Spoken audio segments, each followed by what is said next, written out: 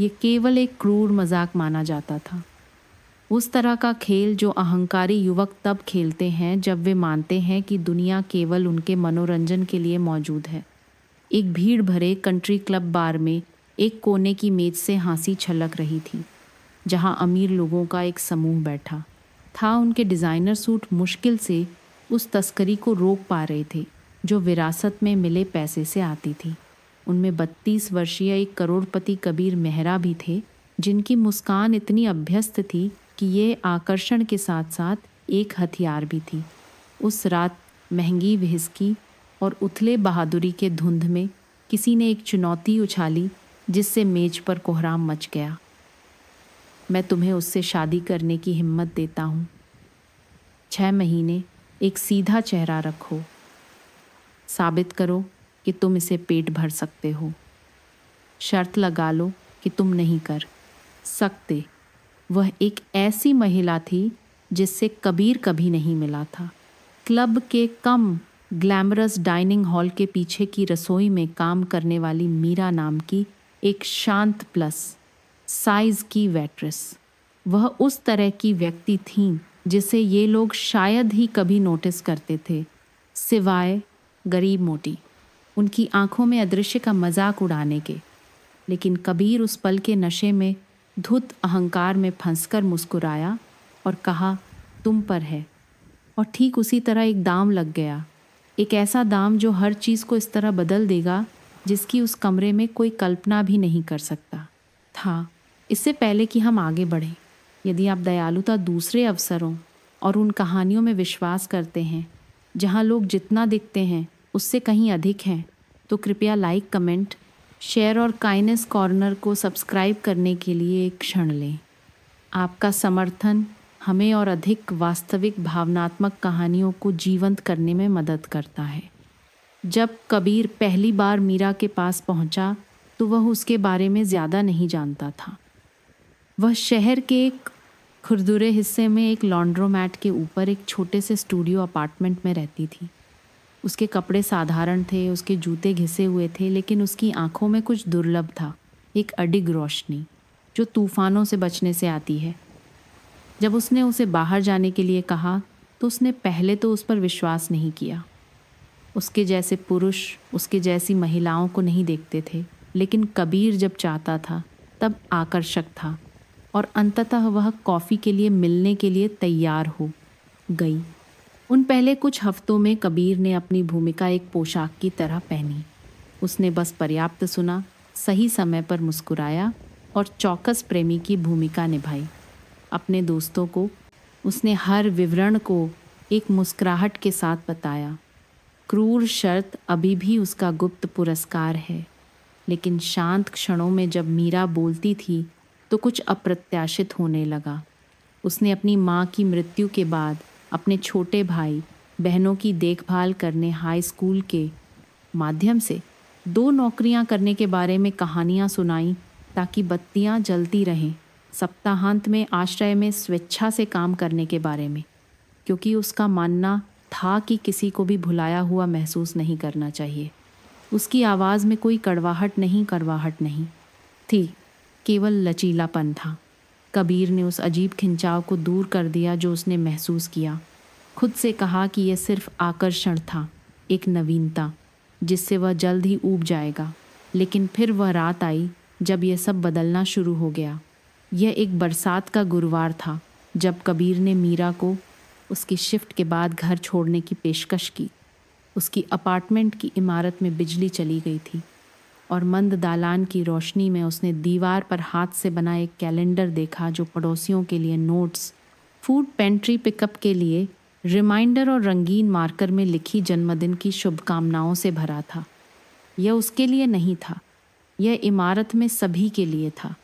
मीरा ने इसे खुद बनाया था ताकि बुजुर्ग निवासी महत्वपूर्ण दिन न भूलें। किसी ने उससे पूछा नहीं था, किसी ने उसे भुगतान नहीं किया, उसने बस परवाह की। उस रात कबीर सो नहीं सका। वह उस तरह के बारे में सोचता रहा जिस तरह से उसने श्रीमती गुप्ता पर मुस्कुराया था। अपार्टमेंट 3B में लगभग अंधी महिला, जिस तरह से उसने चुपचाप उसे एक गर्म भोजन दिया था।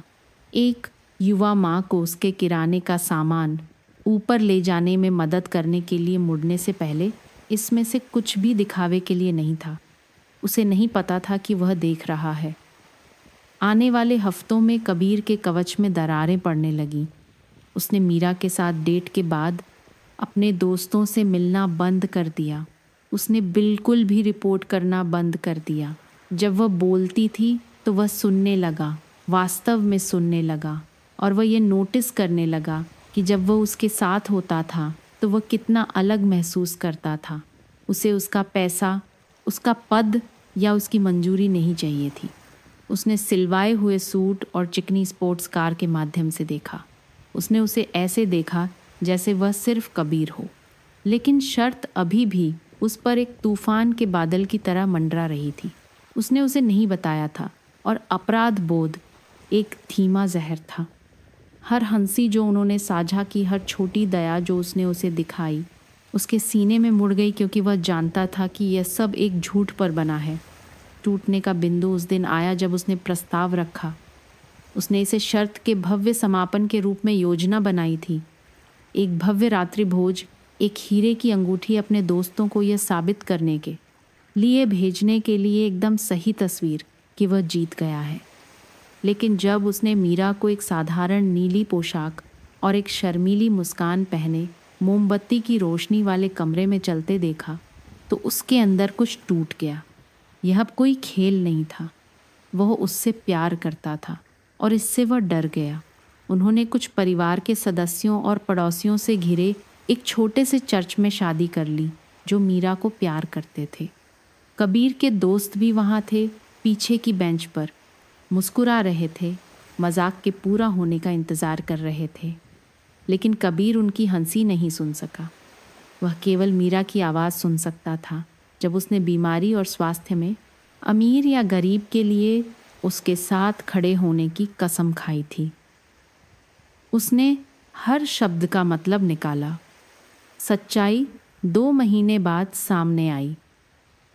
उसके तथाकथित दोस्तों में से एक चैरिटी पर्व में नशे में एक रिपोर्टर को यह बता दिया कि कबीर की शादी एक शर्त के रूप में शुरू हुई थी।